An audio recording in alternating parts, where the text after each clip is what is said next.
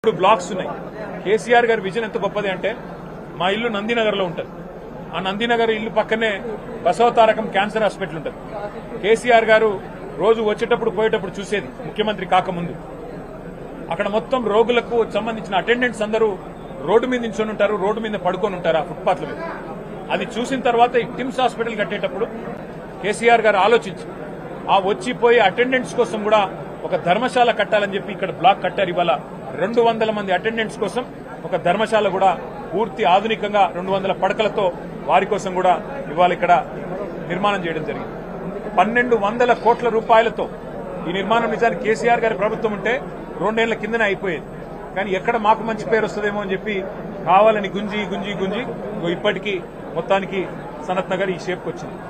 కానీ నేను ప్రభుత్వాన్ని రిక్వెస్ట్ చేస్తా ఉన్నాను, 1200 కోట్లు అట్లాగే ప్రతి హాస్పిటల్, ప్రతి టిమ్స్ హాస్పిటల్ ఇవాళ ఒక్కొక్క టిమ్స్ హాస్పిటల్లో ఇక్కడ సనత్ నగర్ చూసినట్టయితే 16 ఆపరేషన్ థియేటర్లు ఉన్నాయి, 300 ఐసీయూ బెడ్స్ ఉన్నాయి.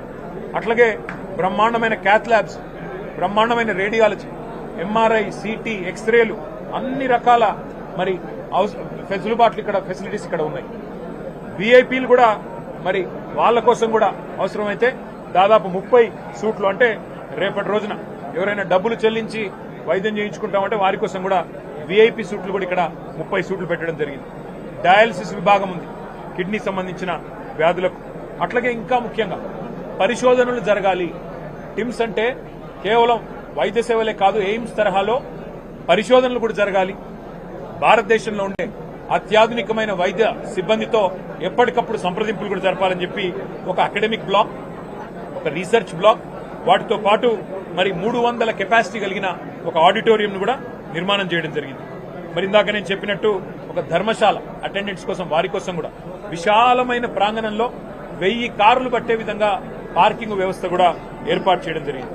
అట్లాగే మీరు చూసినట్టయితే నిజంగా ఇక్కడికి వస్తే ఎంత సంతోషం అనిపించింది అంటే ఒక రాజభవనాన్ని తలపించే విధంగా, ఒక రాజప్రసాదాన్ని తలపించే విధంగా ఒక అపురూపమైన నిర్మాణం.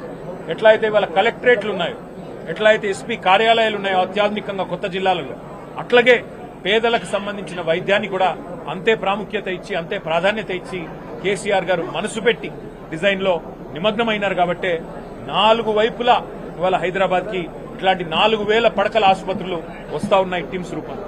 అట్లాగే నిమ్స్ ఎక్స్పాన్షన్ తో మరొక 2000 పడకలు అందుబాటులోకి రాబోతా ఉన్నాయి. నేను ప్రభుత్వాన్ని కోరుతున్నా, బేసిజానికి పోకండి. ఇది కేసీఆర్ గారు స్టార్ట్ చేశారు కదా, ఆయన ఆనవాళ్లు కదా, కాబట్టి మేం కడితే ఆయనకు పేరు వస్తుందేమో. ప్రభుత్వాలు మారుతూ ఉంటాయి. ప్రభుత్వాలు అనేది కంటిన్యూస్ గా ఉండాల్సిన ఒక ఇన్స్టిట్యూషన్.